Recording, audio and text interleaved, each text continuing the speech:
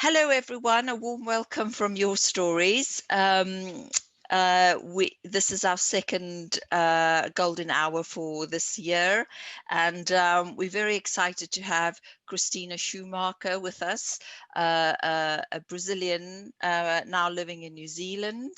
She will be talking to her good friend James.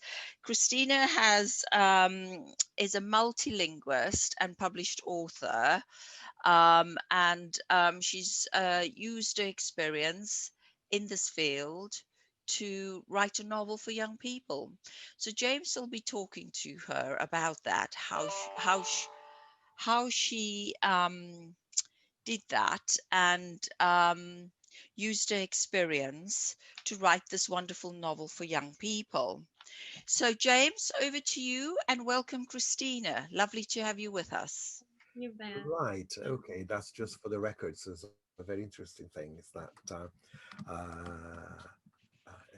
as you know, I work with authors from all over, and unfortunately, and Christina jolly well knows that, is that I work with quite a lot of people, but not everybody becomes very intimate. One secret that I'll dare to tell you all before we start, is that Christina has slept in two of my beds, which is true. Yeah. And Christina's been in all my spaces, and so that's very interesting. I hardly ever have one of my friends sleeping in my bed anyway. So Christina is one of those. That's very nice. So that Perhaps it would be nice if you clarify to them that I slept in your bed, but not the same time oh, with no, no, them. no, no, no, no. Let's clarify something. She slept in my bed I with did her sleep in it, but boyfriend at the time. So it's getting worse now.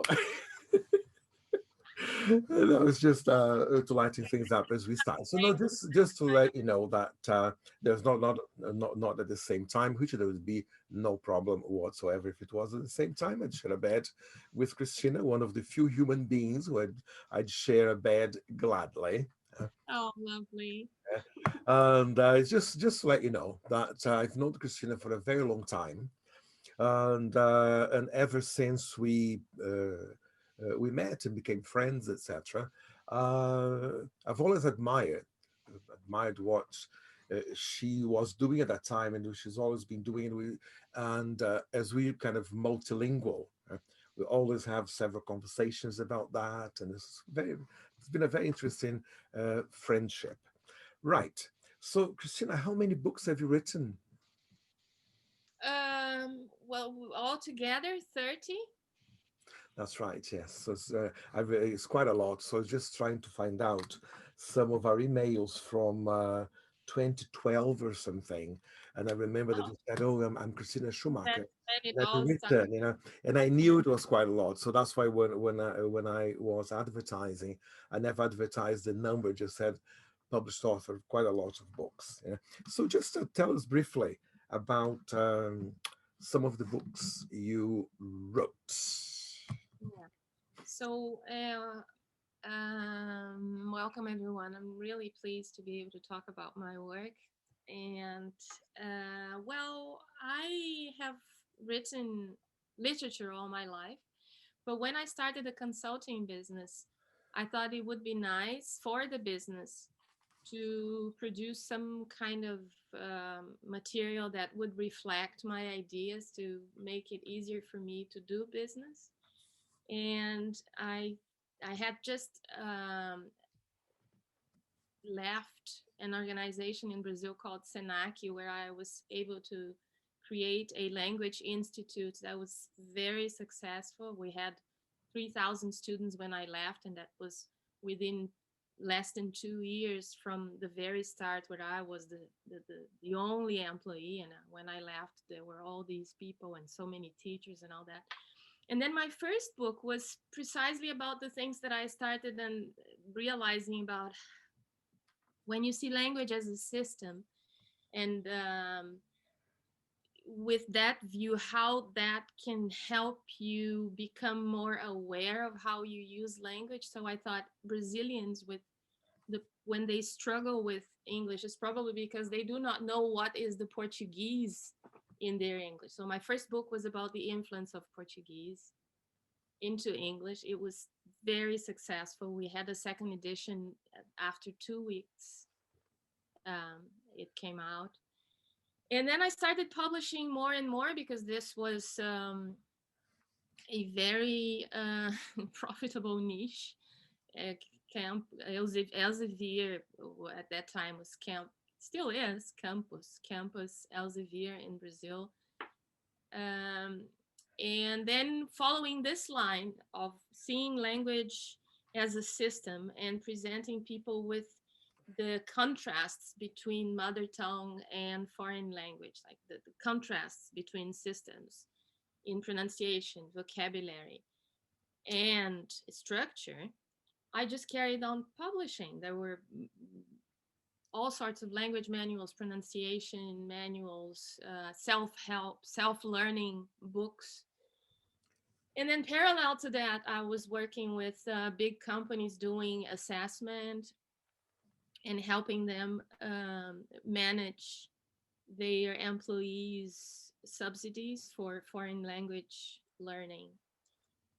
Yeah, so that's how it all. And then of course this was input for more books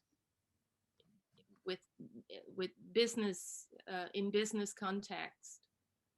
And then one day, in the midst of everything, I came across and something happened. Yes. So because literature was always so important, I had been writing for my drawers for a long time, as we say in Brazil. And you know, you write and you keep it. I published a flash fiction book early on. It was my only literary piece for a long time. But then with all the technical books, I focused on that. And I always wanted to write literature commercially. And that's when I heard about James's work. And I contacted him.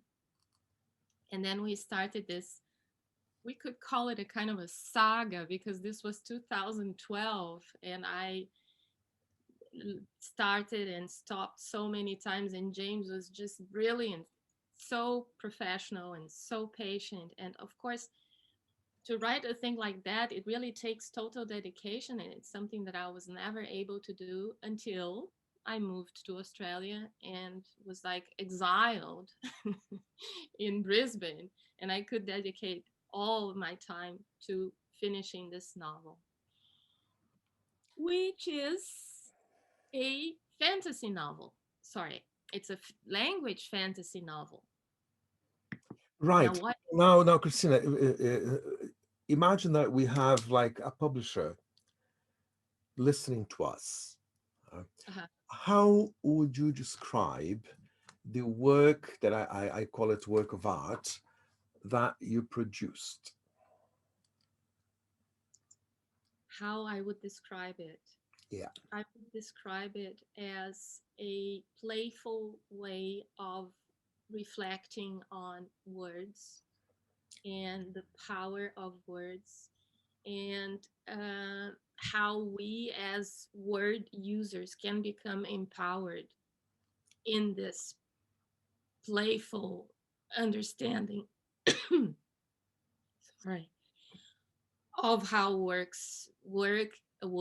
how words work, and also understand what they do to us, you know, because it's not Give us an good. example. I'm going to say like, how so? How so? Um we're used to calling things a given way, right? And then everybody understands that, oh, okay, so we're going to call uh, this thing where the computer is on, it's going to be a table or a desk, and everybody's used to table or a desk. And then someone uses, based on how the language works, you use different words to express that. And then you're saying, okay, so computer sitter. or I don't know, it can be anything because you asked me for an example. So what I'm doing is really I am expanding my capacity to express myself using what the language provides. How do words end? How do they begin? What does that do? Well, the way a word ends shows its function. So it shows if it's something or if it's a characteristic or whatever, if it's a verb. So How does it become part of a story? it becomes part of the story in that some of the characters will have a certain way of communicating that is completely unusual. So there are tons of neologisms, but all of them, it's not like, oh, you create a word that is blah, blah, blah.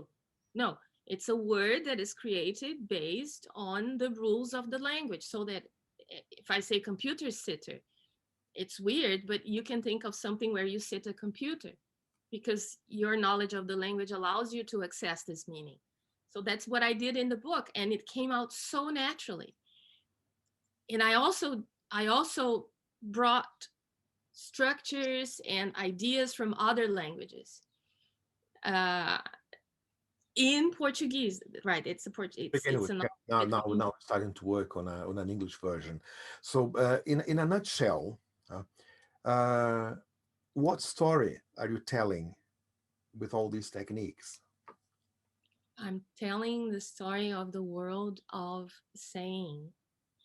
The world of saying is a fantastic world where words are so important.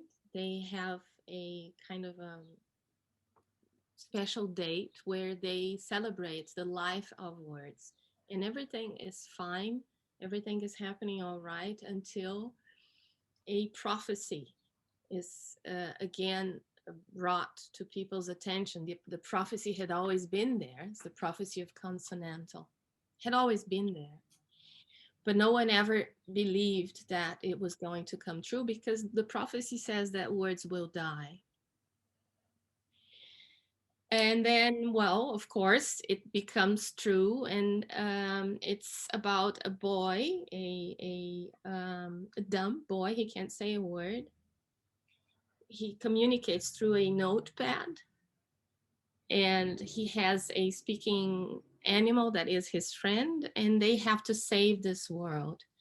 And it's a whole it becomes graphical, it becomes part of the text. When the words start to die, something happens to the written text. In that sense, the book is really innovative because I'm using the very means through which I tell the story to as an added element. It's not like, oh, I use words and then you imagine a certain situation, or the situation is in the words, the conflict or the problem, the hero's big thing is in the Everything word. becomes concrete and visual, in other words. Exactly. It's very, very visual. So it means that it's a book to be read. It cannot be sold as an audiobook. Oh, exactly, James. I had never thought about that. It can't be sold as an audiobook. No, no, because it's just like concrete poetry. Yeah. So the thing is, like, I'm asking the questions whose answers, of course, I know because I've been working with Christina in this kind of thing. So it's kind of very interesting because the in the process of creation, which is very interesting for authors who'd be listening to us just now. Sometimes we say, well, how can I have ideas, or how do ideas uh, spring up to life? And I remember that we kept on creating, because the thing is, like, when we talk about a work of art, it does not it's not it wasn't created in like 3 months or 10 months. It's by the time it sees the light of day and is published, because of the pandemic now, possibly it's going to be 10 years from inception to publication. And so ideas started coming in. So if you allow me to talk about them. And a fantastic thing is, like, I remember the day that we needed this boy to communicate, and we needed to find a, a device or a subterfuge or something that would make him talk. So that's why we created the monkey. I cannot remember exactly the minute, but I remember this, oh, now it's got the monkey. And also when the words start disappearing, it's, it causes such a beautiful effect on the page, because you're reading to begin with, you kind of, what the word is, but the more or the further As the the word plot thickens, disappears. you have to rely more on your idea of what the words mean, Yes, because they really start disappearing. absolutely, because it means when we are writing a novel, we have to rely on conflict. We say that conflict is actually the fuel of a good novel or a good story. And most of the time we think of conflict between characters, or between a character and a situation, between a character and even the the set of the story and the environment. However, in this book, what's very interesting is that as the words or the letters in the words, it starts to disappear, the conflict is actually between what's on the page and the reader, because the reader's got to understand, or at least to somehow imagine what is being said, how it's being said, why it's being said. So it generates a lot of conflict in a way which is extremely innovative. We never expect anything like that. So that makes that made the whole thing a work of art. But it's even more visual than that, because we played with points of view. For example, could you talk to us about that? Because all authors kind of struggle with points of view. Yeah, it's like the after a certain point, the characters had developed an identity of their own, and all I had to do was respect their identity. And it can be a really radical. Take, for instance, his friend, the speaking animal, who left the zoo illogic to live with our hero, who's called Riho, by the way, Iroe in Portuguese. And he cannot do past. He's incapable of changing the tenses. The way that he expresses time is adding words like yesterday or tomorrow, and every time he uses that, it means that he's talking about the past or the future, because he cannot use a will. Or in fact, in English it would be much easier, but in Portuguese it's a big thing, because you have to know how to conjugate the verbs and all those forms. And so they become characteristic by through the language that they adopt, and it becomes such a marked feature of each one of them. The granddad, he has a granddad. The granddad, because he's a now James, help me, he is a public rewriter. So he rewrites things that are out there, signs, documents, public Because the thing doc. is, we may have to say that it's a world create in that world, language is very important. So that's why we've got all the public employees. They've got positions like a public rewriter. Like a, Exactly. yeah, He has a very dear friend who is a distributor of punctuations. So that's he right. goes about distributing exclamation marks and question marks, and he loves exclamation marks, you know. So he wants everyone to use, and then he uses lots of exclamation marks when he talks. But But anyway, you can actually you can resume telling us about this, which is interesting. But my question was a slight more general. Authors usually they struggle with points of view.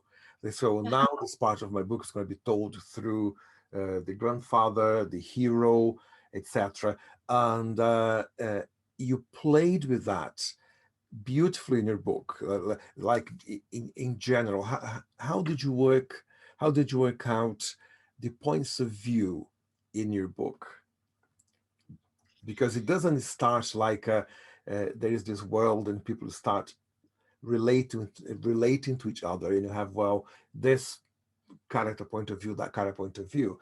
There's a point that you use kind of very unusual points of view. You mean how the world of saying came to be? That's right, yes. Yes.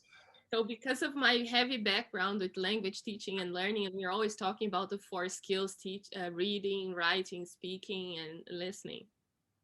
I started the story with the four goddesses of the words. And the goddesses of words are the goddesses of each one of the skills of listening, of writing, of speaking, and reading. And they are in search of a world because they don't have one. So they leave the line where they had to patiently wait for their turn. And of course, the goddesses of words are way behind in the line. And they end up accidentally in this place, this world that they then decide to make their own. And that's when the story starts. And And with what's the every point of view there? And what's the point of view there? I want you to, as I said at the beginning of my questioning, imagine that a publisher or an agent is listening to you. What do you have to say in terms of the creation or the creative process of putting this work of art together? well, the point of view of the goddesses is omniscient. Like Yeah, why it's is that? it's like an old style kind of thing, just describing. But then when the story happens, it's from the character's point of view. Then it can be the Why, grand why is that so? because they are different worlds within a world. And yeah, I'm not sure this is what you want to hear, but that's what I understand from it. I want to create the idea that there's someone watching and that there are things happening, and these things that are happening, they are seen differently from different angles, and that resource, that impression, or that impact is caused through the usual point of view, changes of point of view, but also changes in language, so Right. that Because what I wanted to ascertain is like what effect is there in the book? Like if you decided to have a different point of view, do you think it would have worked as well as it did? I don't really know. I would have to try it, but I guess since it's a whole, it's a unity. Yeah, it's become quite rounded, and I think I'm not sure I know what you're asking me, James. Well, the things like you use points of view to tell the story. Uh-huh. Okay. Now, uh, if the story was told through different points of view, do you think that it'd be the same story? Because the things like the points of view tend to be an author's choice. uh, but in your case, the points of view that you chose, they're very much like part of the story. In a Uh-huh. way, we don't have a choice because if we change the points of view, we're going to change the story. So what I'm trying to tell or ask you is the creative process that you went through, and we so many times talked about that. That, for example, words, they're part of the story. The points of view, they're parts of the story. So you're using instruments, you're using some devices to tell the story, which usually we don't have to worry very much about as authors. You're using meta language all the time, and All the so is time. uh, so so the creative process. How hard was it to go through all that? Oh, it took almost 10 years. I know. So, but a Yeah, publisher is going to ask and you, like, how? So, what's the effect? What was your experience? yeah, I think there was a maturing time for all that. I was just recalling when I was thinking about what to tell, what to talk about during our call. I was just recalling a meditation retreat I was in early 2017. How important that retreat was, because much of the plot, because I arrived at a kind of a conundrum, and I didn't really know how to carry on with the story. And when I sat that meditation course, the whole story came. And then of course it took me a long time after that to be able to make that, put it into text, and make it, weave it into the story. So yeah, I every time I look at the text, I see, sometimes I'm surprised because I don't remember. Of course, it's over 300 pages. I don't remember everything that's in there. And then I say, wow, where did I take that from? And then I think a little and I see, oh, this is connected to that and to that and to that. So there's a weaving time, I think, that is involved. And but I guess when you are there, and it's flowing, and you're able to feel that you're one with the story, you go to that world and you see it happening, it's so much easier. But the thing is to be able to find that certain state of mind where that all happens, you see. I think that's why it took me so long, because I was so busy doing other things, having a life, kids, business, work. And So so how have you woven all these traits, all these techniques to create something which is rather unique? so I used my professional practice. I i i change I This book is about, like, if a linguist reads this book, he will find so many theories and lines of thought. If a philosopher of language reads the book, he will see, oh, that's what she's talking about. So it's like there's a whole um technical and there's a background of knowledge that becomes the story. So it's not that I tell people this is how you build a neologism, but through doing it, I exercise the building of neologisms. Oh, that's how you say this and that in Japanese and Chinese and whatever language. So it's not that I tell people that, but I show it through the story. All the knowledge of my knowledge of languages, my knowledge of linguistics, my professional practice became the story as characters, as settings, as plot, as tricks, as so many things. Okay, let's suppose that this story is like an onion. Let's start like peeling off some layers here. So I'm going to go back to how much uh, you had to struggle to get the points of view right, because I remember, as I said at the beginning of the conversation, we're very good friends. So I remember I was in Portugal. It was something like possibly 1 o'clock in the morning, my time.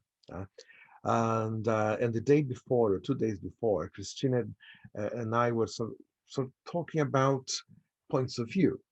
And so the book opens beautifully with these goddesses somewhere in the universe having a conversation about this fantasy world, etc. And so we're trying to find language to express that. And we had gone through all these sort of ancient style points of view. And I remember that I decided to copy and paste lots of medieval texts and old novels and that kind of thing And I remember that then Christina had a reaction. Do you remember that? Uh-huh. And then I ended up saying, I'll call you tomorrow, or I called you that night or something. So for hours trying to sort things out. So, and I'm telling people that because usually when we are writing something which is unique, you think, well, it's going to be very easy. It's just based on like techniques. However, we've got all these moments that we go through as writers, and we think that that happens to us alone, and it's not true. So could you walk us through that incident of discovering the voice and the point of view of these goddesses, discussing somewhere in ether in the universe about this world that was going to be created, etc. What's, as I said, what's the creative process? What's the pain there? Uh, uh, what did you have to go through that you can actually let other people know? They're going to say, oh, so I'm not alone. If Christina went through it and I'm going through it as well, there's some light at the end of the tunnel. Yeah, there are there are two things that I think are the key for that. One is detachment. You really have to detach yourself from your work so that you're able to redo it. And that's the second part, that you rewrite it. Honestly, I think there are paragraphs in this story that were rewritten more than 20 times. Just a And how paragraph. do you feel about that? That's what our colleagues want to know. Yeah. We don't have to write 20 times, possibly more than 20 times, I can assure you at times. Yeah, so it's a whole process. With it's a like you have to silence your ego and say, no, it's not good yet. It's not good yet. I have to work more on this. It has to flow. I'm not okay with that. And there's an added problem with this story. That is, since I have decided to create a different world, I have to be absolutely consistent in this world. That, And this poses a new challenge, and like an added challenge, that is the challenge of consistency. So, and I'm talking about things like, for instance, you take the distributor of punctuations, he's carrying baskets with all sorts of question marks and colons and full stops and I had to describe that in a way that was natural. It is completely, what is that? Someone distributing question marks and exclamation marks? Who's doing that? And then the challenge is really to create a consistent whole that will just flow. And that's the we have to have this kind of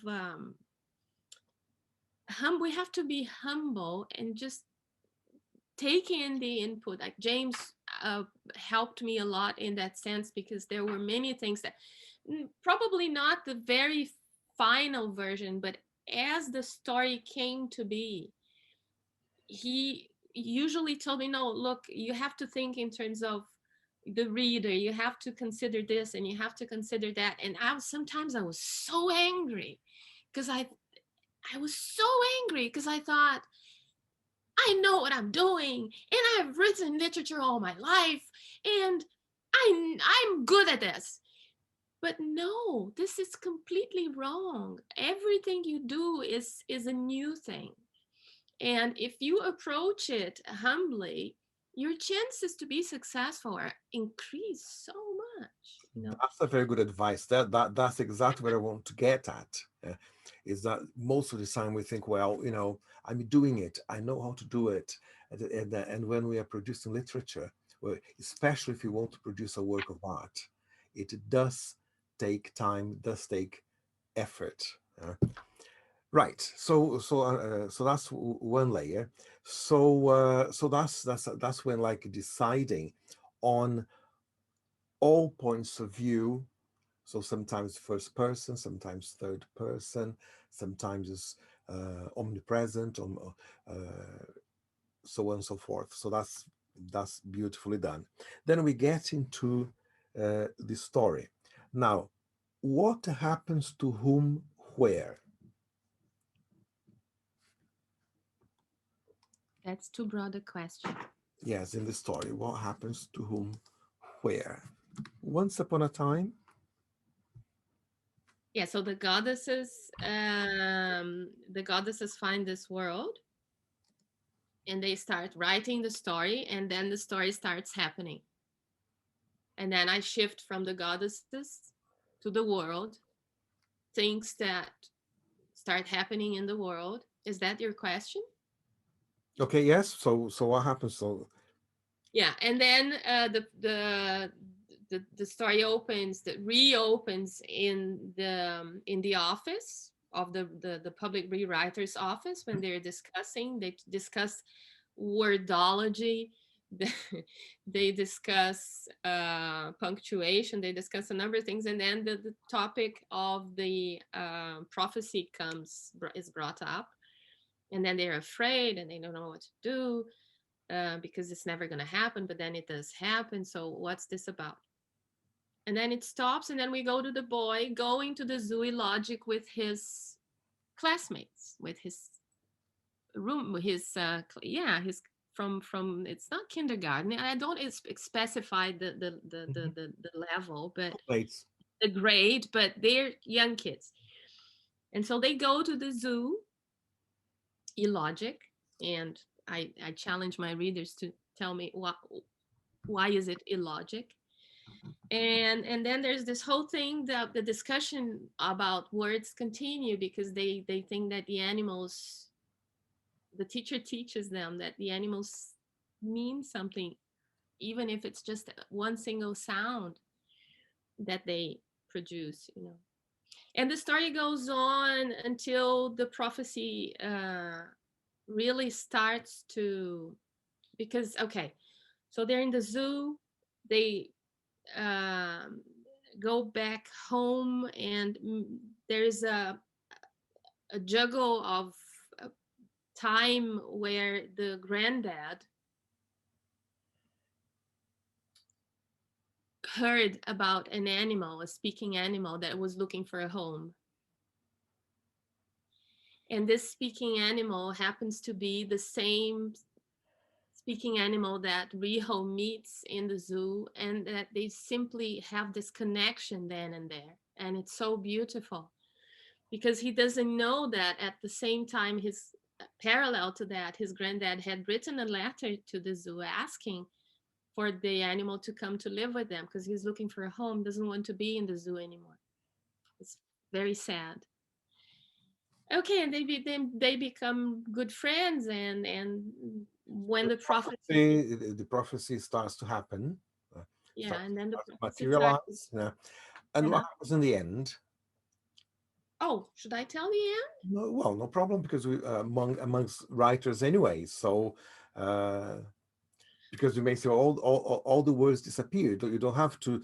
It's not a spoiler. You may say, well, but in the end, everything.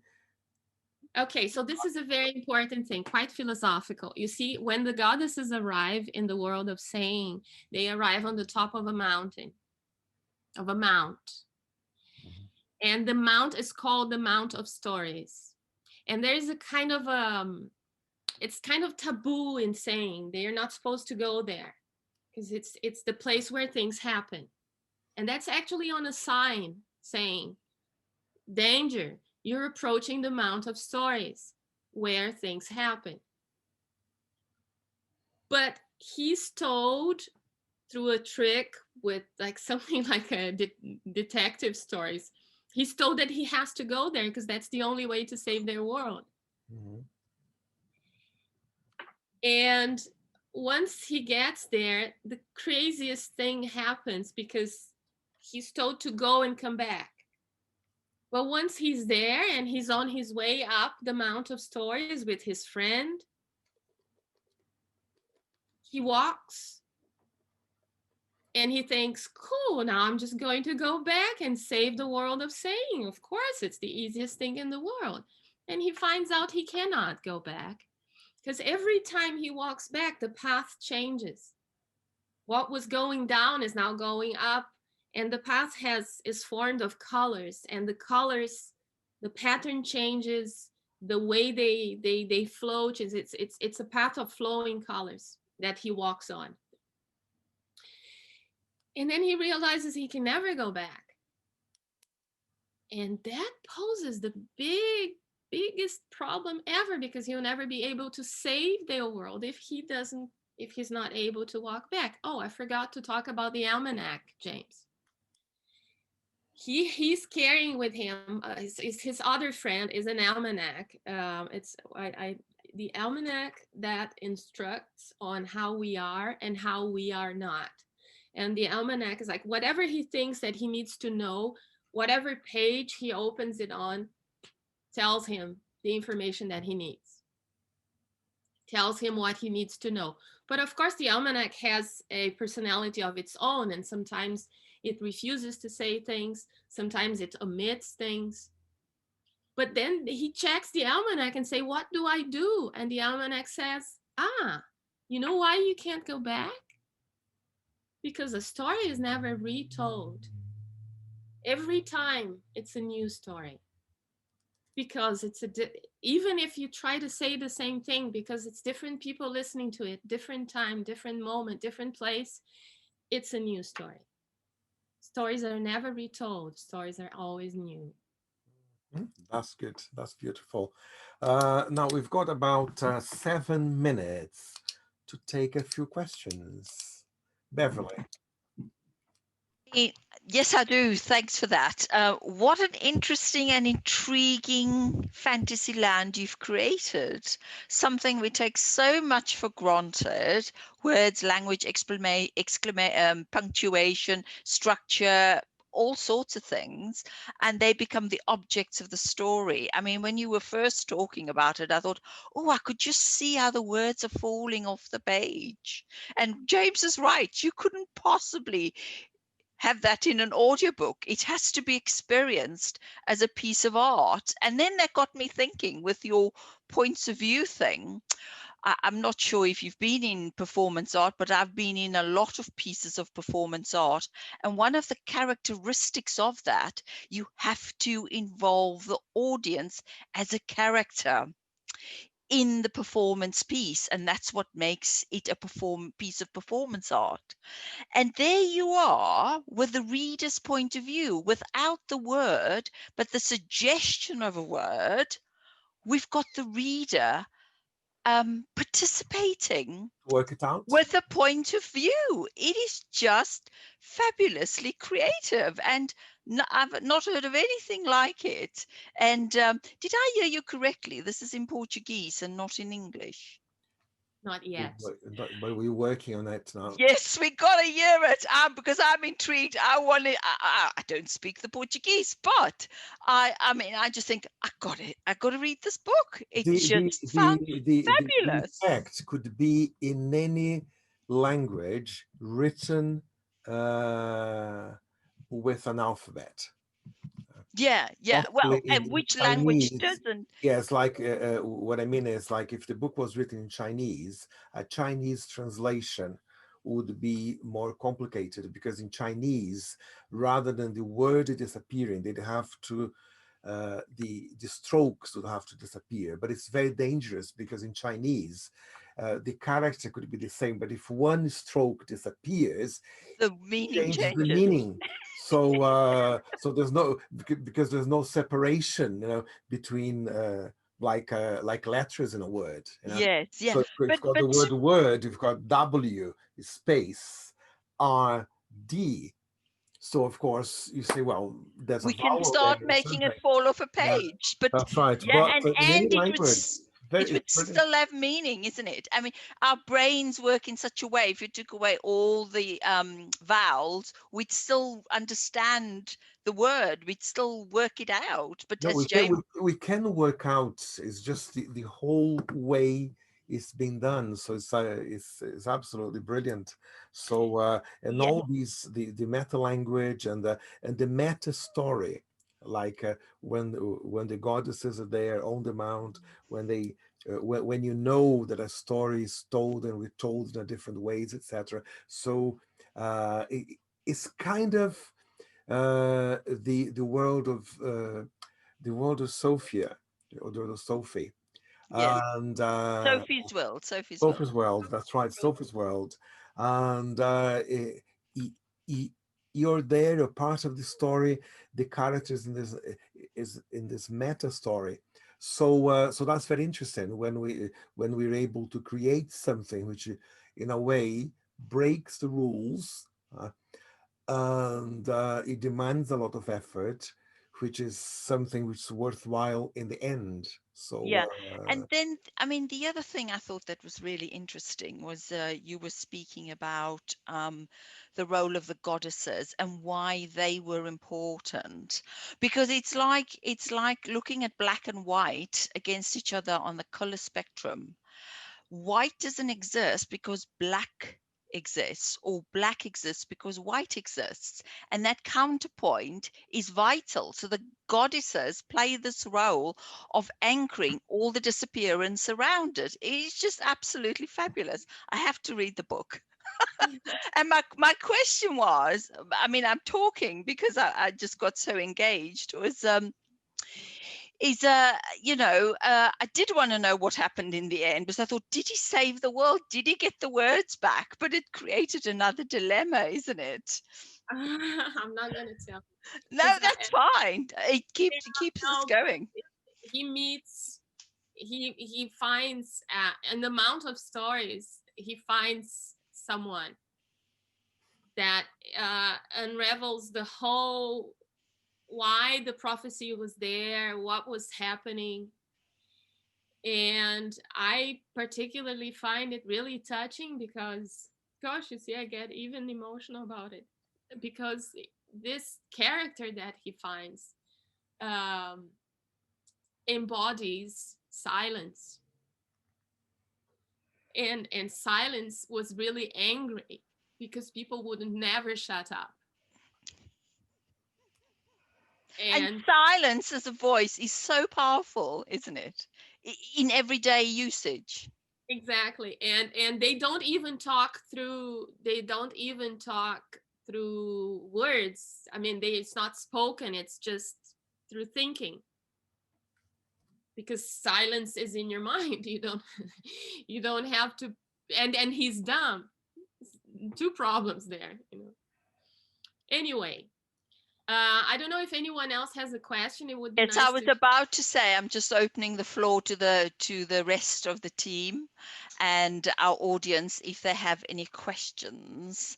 Now's the time. Just raise your hand and then we'll unmute you.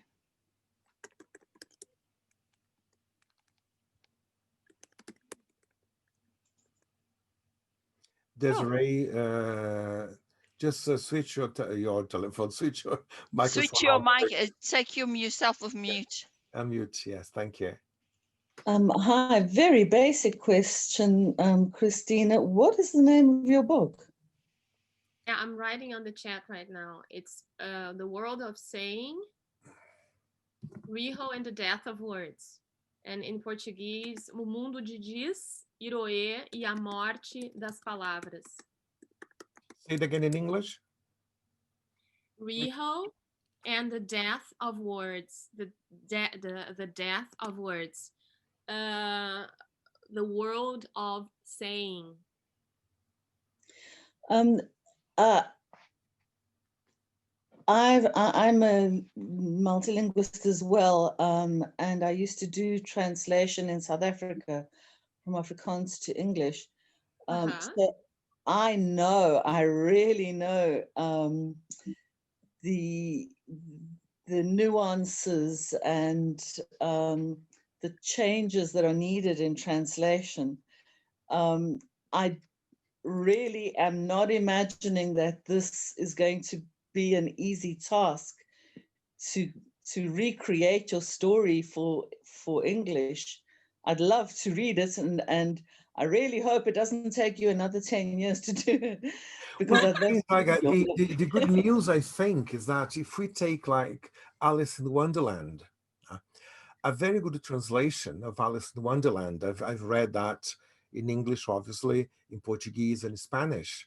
And if it's very well translated, we do get a recreation which is close to the original. And in my opinion, and Christina knows that, I think that the English version is going to read better than the Portuguese version, because of things like a Portuguese reader, uh, or usually or Portuguese speakers or readers, they're not that aware of grammar, or sometimes grammar is so complicated, like conjugating a verb and things like that. However, in English, we're much more used to being creative with the words.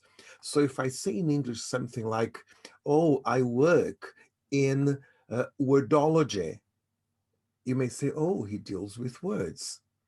However, if I use this, if I translate this or adjust that to Portuguese or Spanish, they'll have to think about that, saying, "Sorry, what is it talking about?"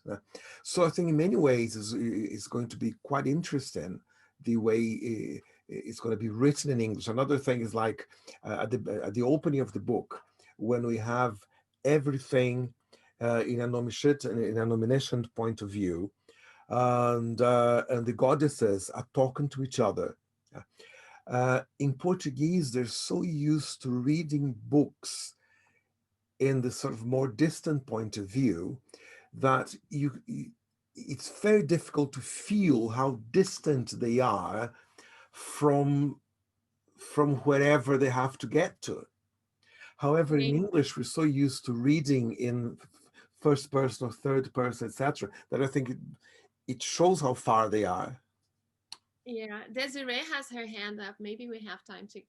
Yeah. Mm-hmm. Oh, do you have No, your hand up again? You can take it. no, Yeah, okay. I don't know how to take it down, honey. You just press reactions. Yeah, does anybody have any other questions? We've got 1 minute to go.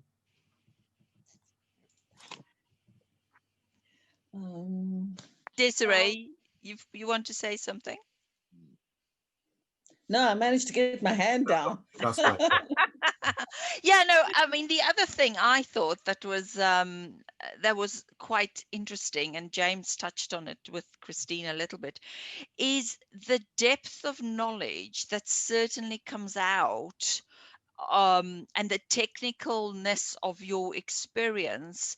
You can't write a book about words and how words are constructed and how they flow into new words, etc., without having that depth of knowledge. So, you've got extensive experience, you've written lots of books. Did you have to do any other research specifically for this exercise? Oh no, it's Okay. just a compilation of everything. It's constant input and output. It's just because that's my world. And that's really what we were planning to talk about during this live. Is like, how do you turn your professional knowledge into a story? It's, you look at your professional knowledge, your everyday world as a professional, as a system, and you see, how can that become a story? How can traits, aspects of my professional practice be in a story, as characters, as plot, as setting? And it's really, there's no limit to that. There's nothing to, oh, it's got to be a character. Well, it can be something a character does, it can be something a character deals with, it can be anything. But it's like transposing what is technical to a magical world, of just making that known to other people, not technically, but in an entertaining way. How many languages, just for us to come to an end now, how many languages are you fluent in? 5. Which are Portuguese, English, Spanish, Yeah, German, German and French. German and French. And you know a bit of Japanese as well. Yeah, I studied Japanese for 5 years. I Yeah. studied Polish, I studied Russian. I'm studying Hebrew now, enjoying it no end. And I'm just now starting, I'm working as a coordinator for a group of language instructors here. And we are just such a diversified bunch because we got Swahili, Arabic, Hebrew, Japanese, and me. I'm going to teach Portuguese. So it's like, it's really, I'm so passionate about this because I see languages as pieces of a puzzle, of a jigsaw puzzle, where each language will give you one aspect of the whole image. And the picture is reality. The picture is life. Very good. Thanks very much. I think one last question from Desiree, who's got a hand up. Christina, you mentioned being humble and taking guidance from James, even when you felt cross about the changes that were required. Did you ever get to a point where you knew the changes were necessary, but they kind of, did you get to a point where you felt that your story had lost some of its direction and rhythm? And if so, how much work did it take to pull that back? No, what actually happened was that I had to leave a lot out.